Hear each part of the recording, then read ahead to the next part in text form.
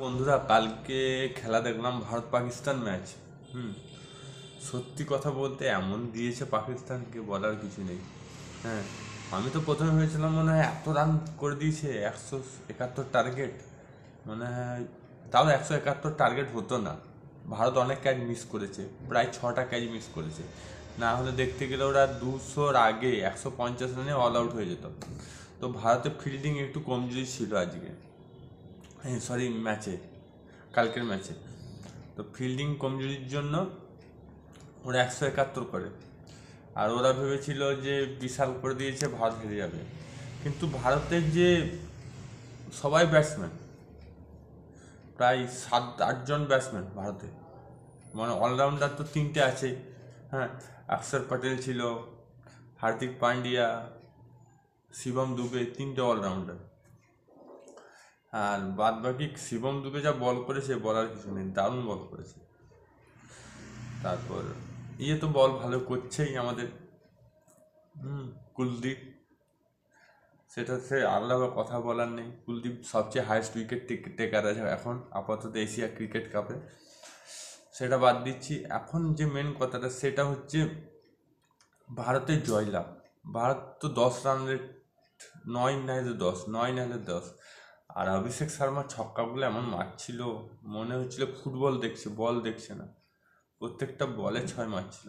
ওদের মতন show off করে নাই, বন্দুকের স্টাইল করে শো অফ করছিল সেঞ্চুরি। হ্যাঁ, হ্যাঁ, সেলিব্রেশন করছিল। কিন্তু অভিষেক শর্মা ওইসব করলো না। অভিষেক শর্মা জানে যে কীভাবে ছক্কা চার মারতে হয়। পাকিস্তান দিকে কালকে এমন মার মেরেছে। এবার যদি শ্রীলঙ্কা যদি পাকিস্তানকে হারিয়ে দেয়, আবার যদি বাংলাদেশ যদি পাকিস্তানকে হারিয়ে দেয়, মানে বিশাল ব্যাপার।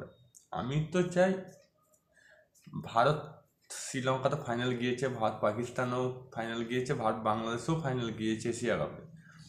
আমি চাই ওদের খুব শখ নাকি ভারতকে হারাবা, তো ফাইনালে যাওয়া খুব শখ। তো এটা পূর্ণ হয়ে যাবে, কারণ পাকিস্তানকে আমরা হারিয়ে দিয়েছি। হতে পারে অনেক বাংলাদেশি মানুষের খারাপ লাগতে পারে।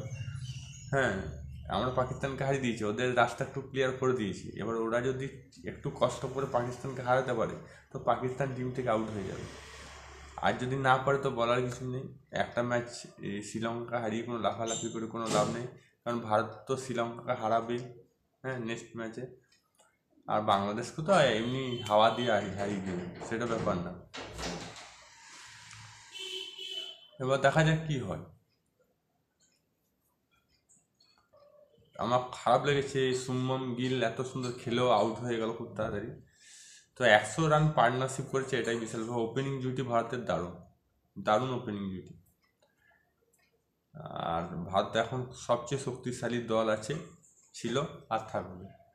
আপনাদের মতামত কি কমেন্ট বক্সে লিখে জানা। ভালো লাগে লাইক করুন, চ্যানেল সাবস্ক্রাইব করুন, ফেসবুকে থাকলে পেজটা ফলো করুন। আবার দেখা হবে নতুন ভিডিও নিয়ে। জয় হিন্দ, জয় ভারত, ভালো থাকো, সুস্থ থাকো।